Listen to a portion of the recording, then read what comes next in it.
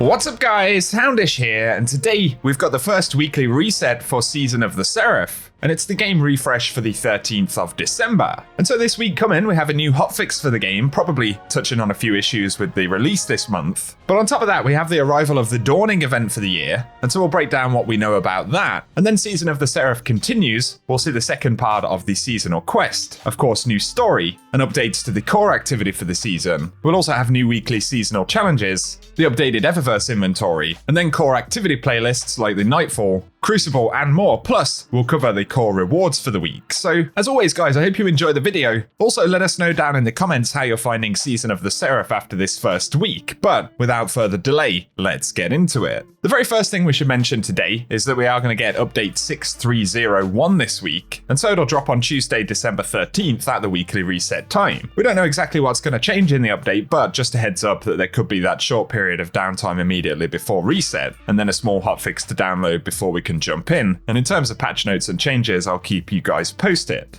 Up next though, the Dawning is going to return to the tower, and as far as we know, this is going to look pretty similar to other Dawning events that we've seen, but with the addition of a cookie or two for vendors from this year, like Finch in the Throne World. And otherwise, there are new cosmetics in the Eververse store, which we'll cover in a moment. Plus there's new armor, or should we say updated armor from previous years. It's pretty similar, but I believe has a couple of updates. And we're going to see the introduction of a new pulse rifle, which is pretty cool. It's called Stay Frosty, and it's a new lightweight stasis pulse rifle. But otherwise, the event is going to work more or less like we've seen previously, but I'll be sure to keep you posted on any important details as we go into the event this week. Next though, as we get into seasonal stuff, we're going to see the continuation of the More Than a Weapon quest. And so this is the long 54-step season quest for Seraph. Although this time around the steps are completely hidden for the quest, but with it being the season quest, the weekly steps are bound to be pretty similar to what we saw last week, where we complete the featured heist battleground, followed by the weekly operation mission, and of course we can expect plenty of story dialogue along the way.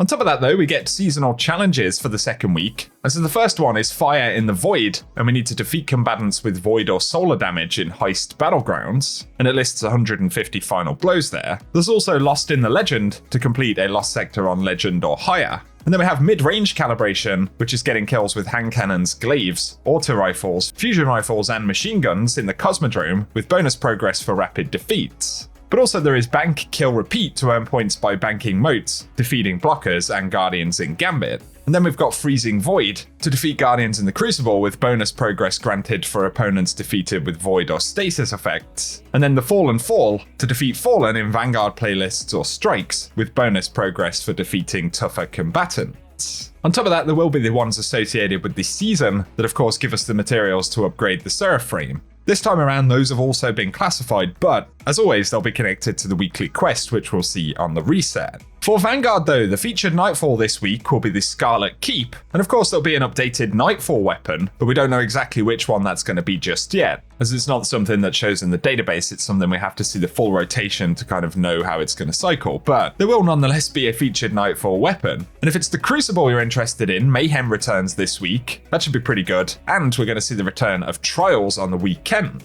However, alongside that Gambit seasonal challenge, there's also going to be bonus Gambit ranks all week long, so if you want to do any leveling up, it'll be a pretty good time to jump in. For the featured raid and dungeon though, this week we're going to see Garden of Salvation, as well as the Pit of Heresy as the featured endgame activities. Both of these will have their unique items with updated power relevancy, but additionally don't forget that the new Dungeon Spire of the Watcher will reset as well, and while the dungeon is farmable for most rewards, that reset will affect exotic weapon chances, where the new exotic from the dungeon has a chance to drop once per week per character. And so good luck if you're jumping back in this week, but next we have the Eververse inventory to cover, and so this week as we go into the Dawning, we're going to see the Solo Fist Bump legendary emote, which will be up for 700 Bright Dust, as well as the Snowy Entrance transmat effect, which will be 450 Bright Dust. The weekly shader will be Beneficence. Not sure if I'm even saying that correctly, but as always, it's 300 Bright Dust. I believe that's a new Dawning shader right there. And then we're going to see the Ho Ho Hum legendary emote for 700 Bright Dust, as well as the Snowball Fight exotic emote, which will be 3,250 Bright Dust. Additionally though, there is the Snowshoes legendary emote for 700 Bright Dust, and then we get the Festive Shell, a cool new exotic ghost shell for the Dawning, which will be 2,850 Bright Dust, plus the return of the Mirthmobile, the Sparrow for the Dawning right there, for 2,500 Bright Dust. Plus a new Dawning ship, the Serios Majoris, that'll be 2,000 Bright Dust this week, And the exotic weapon ornament is the Compliance, which is the dawning ornament for Anarchy right there. That'll be 1250 bright dust. And finally, we'll see the sweet entrance transmat effect for 450 bright dust. So let us know if you'll be picking anything up from the Eververse store this week. We normally cover Lost Sector locations. Those have all been updated for this season. And again, there is a brand new rotation, which we won't fully understand until we see the entirety of it. So can't guarantee what the featured Lost Sectors will be this week. However, if it's the Ascendant challenge from the Dreaming City, if you're after any legacy content this week, the featured one will be the Forfeit Shrine, accessed via the Garden of Isilla. So if you want location for how to find that one this week, we'll run it at the end of the video. And otherwise, guys, for today, that's everything we have to break down for the weekly reset, but I'll be sure to keep you posted here on the channel about the Dawning, the update this week, and the continuation of Season of the Seraph. So definitely get subscribed if you're new around here, and I'll keep you posted with more Destiny content. If you've enjoyed the video today though, a rating really does help us out down below, and let us know if you'll be diving into the game this week. But otherwise, as always, I appreciate you tuning in, and I hope you guys have an awesome day.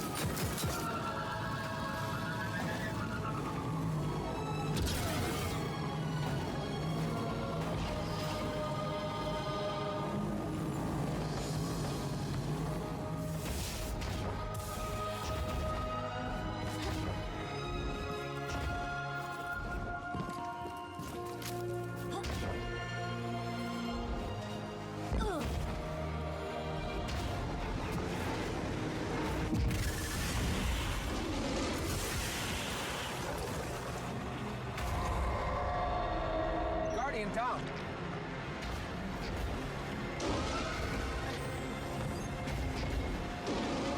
Guardian down.